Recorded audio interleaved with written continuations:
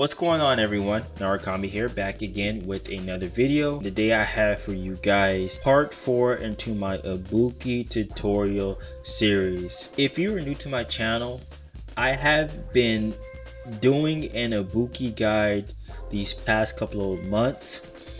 The first 3 parts are already up. They have to pertain to various different aspects of the character. Part 1 deals with her normals, part 2 deals with her specials, and part 3 deals with her V skills.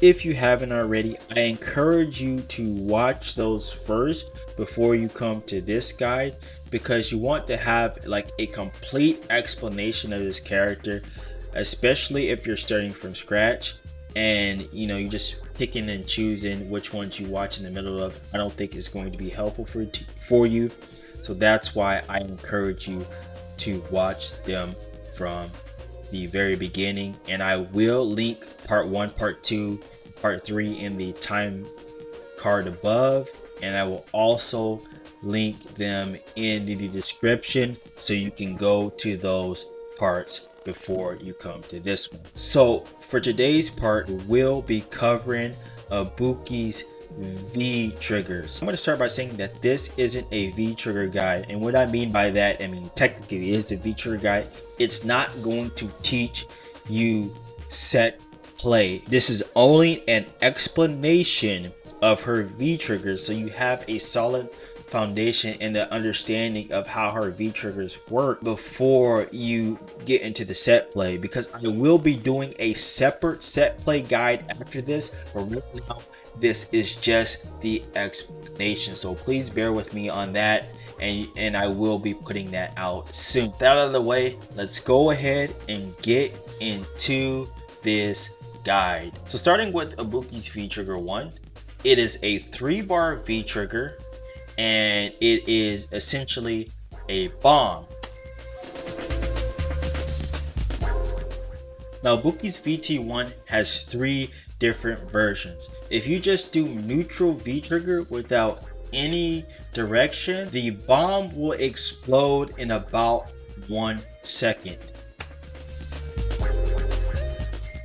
If you do Ibuki's V trigger 1 in back, the bomb will explode in about 3 seconds.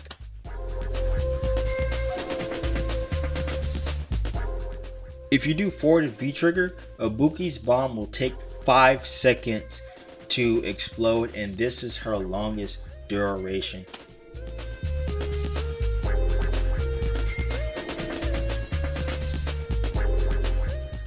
Some other properties to note about Ibuki's VT1 is that it has 2 usages, and whenever you activate it the first time, the first one is generally always plus, but whenever you do the second one, the second one isn't generally plus unless you use resources.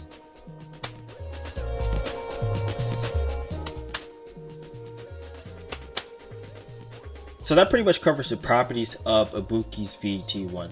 Let's talk about the usages of Ibuki's VT1. This V trigger is primarily used for mix-ups and for combos.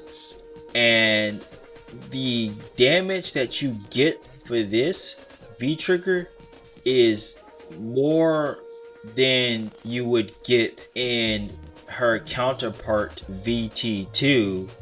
And so this V trigger is more of her damaging V trigger with less resources. You definitely want to use this one if you want to go for more damaging mix-ups and for more damaging combos for less resources. Let's talk about Ibuki's V trigger 2. This is a 2-bar V trigger that has a one-time use.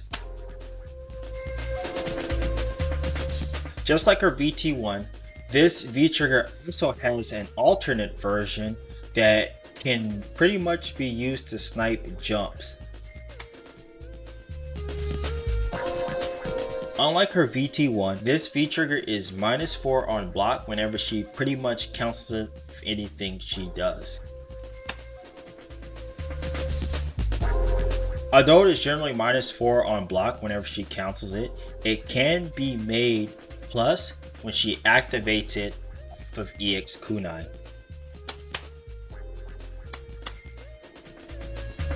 So that pretty much covers the properties of Ibuki's V-Trigger 2. Let's talk about usages. This V-Trigger, just like V-Trigger 1, can be used for mix-ups and combos, but like VT1 has mentioned before, she doesn't get the raw damage she does from there, but what it makes up for in raw damage, she gains utility. Unlike VT1, she gets additional usages off of this V-Trigger. The additional usages are that she can whiff punish with it,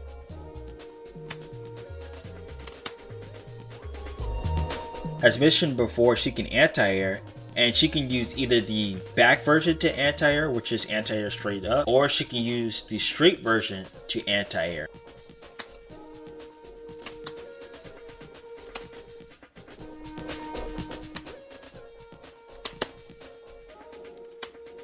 She can also punish anything that is -7 or less because this V-Trigger is 7 frames.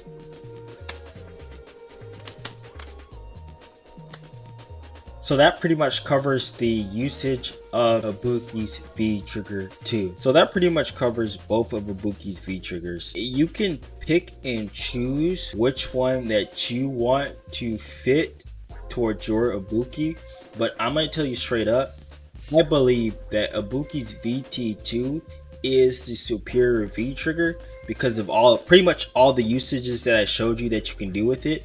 But you can use V-Trigger 1 and get some insane damage and some unexplored mix-ups and pretty much create your own thing from there, because it's still a pretty decent V-Trigger and it's really underexplored, especially this season with it being buffed. So anyways, that's pretty much it, guys. This is the Ibuki guide, at least the talking portion of it. I will be doing a combo and a set play guide for both V-Triggers, so be on the lookout for that, and that will pretty much complete the whole guide.